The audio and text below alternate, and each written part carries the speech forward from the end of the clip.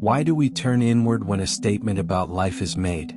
Why does the human mind, upon hearing an assertion about morality, purpose, failure, or success, instinctively measure itself against it?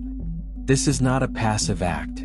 It is an active and often unrelenting process, a confrontation between external truths and internal realities. It is a reckoning, a silent, private trial where we serve as both the accused and the judge. At the heart of this self-examination lies an innate need to confirm where we stand. Are we in alignment with the statement? Have we lived up to the principle it suggests?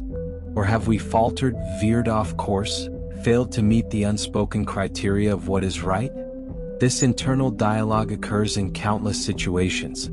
When someone declares, "True success is measured by one's character, not wealth," do we nod in agreement because we believe it? Or do we feel a pang of doubt because we, in secret, crave material validation? When we hear, "A good person does what is right even when no one is watching," do we agree with confidence or do we recall moments of moral compromise? This process of internal reckoning is a layered one. First comes cognition, the intellectual dissection of the statement itself. We analyze its validity, testing it against logic, past wisdom, and experience. Is this statement universally true or is it merely subjective? The mind attempts to reason with it, to categorize it as an absolute or a relative truth. Then comes emotion, the visceral reaction. If the statement aligns with our existing beliefs and behaviors, we feel validated, assured that we are on the right path. But if it exposes an inconsistency within us, the response is often discomfort, shame, or defensiveness. Imagine someone stating, "Only those who take risks achieve greatness." If we have played it safe in life, never stepping beyond the boundaries of security, we might feel attacked, not by the person who spoke the words, but by the truth embedded in them. But the most significant step is self-comparison. It is here that we ask, am I in alignment with this truth, or have I failed to meet its standard? This is the moment of reckoning, the place where clarity and denial collide. If we find ourselves in harmony with the statement, a sense of peace follows. If we find ourselves in opposition to it, cognitive dissonance emerges, a psychological unease caused by the gap between who we are and who we believe we should be. The need to confirm, the urge to rectify. This relentless self-questioning is not without purpose. It stems from two deep-seated forces. The first is the desire for alignment. Every individual carries an internal framework, a moral compass, a belief system, a personal philosophy. When an external statement presents itself, we subconsciously test it against our internal framework. If they match, there is harmony. If they do not, a fracture forms, one that demands resolution. This is why, when someone proclaims, "Happiness is a choice," the listener who struggles with chronic unhappiness might feel compelled to either challenge the statement or reconsider their own perspective. The second force is the fear of self-deception. To live in contradiction with what we claim to believe is to invite internal conflict. The Stoics called this ataraxia, the state of an untroubled mind. But one cannot achieve ataraxia if they are living in falsehood, pretending to uphold virtues they do not practice. Thus, we look inward not only to confirm but to rectify.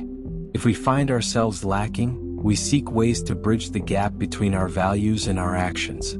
We change, we grow, we strive to be better not because the world demands it but because our conscience does. The climactic moment, decision and consequence. Once we have examined ourselves, we reach the crucial question. What do we do with this self-awareness? There are three possible outcomes: acceptance and transformation.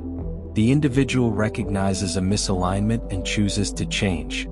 If a person realizes they have not lived courageously and that they fear taking risks, they may resolve to be bolder, to step beyond their comfort zone.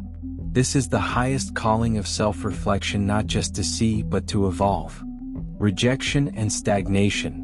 The individual refuses to accept the truth, either dismissing the statement as flawed or justifying their own shortcomings. If someone hears, integrity means doing the right thing even when it's difficult, and they know they have often chosen the easy path over the right one, They may decide that integrity is an overrated virtue, thereby shielding themselves from the need to change. Self-deception and discomfort, the most dangerous outcome. Here, the individual acknowledges the truth but convinces themselves they are already in alignment with it, even when they are not. This leads to inner turmoil as the mind struggles to uphold a false self-image. It is the person who claims to be honest yet tells small lies daily. The person who values kindness yet speaks harshly to others. The person who insists they live with purpose yet drifts aimlessly through life. Should we even ask the question?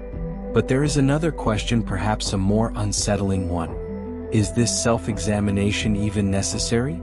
Should we constantly measure ourselves against external statements, or does this process do more harm than good? Self-examination is essential. Without it, there is no progress, no refinement of character.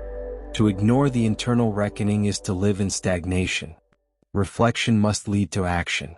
If we avoid the question, if we refuse to compare ourselves against virtue, wisdom, and truth, we deny ourselves the chance to grow.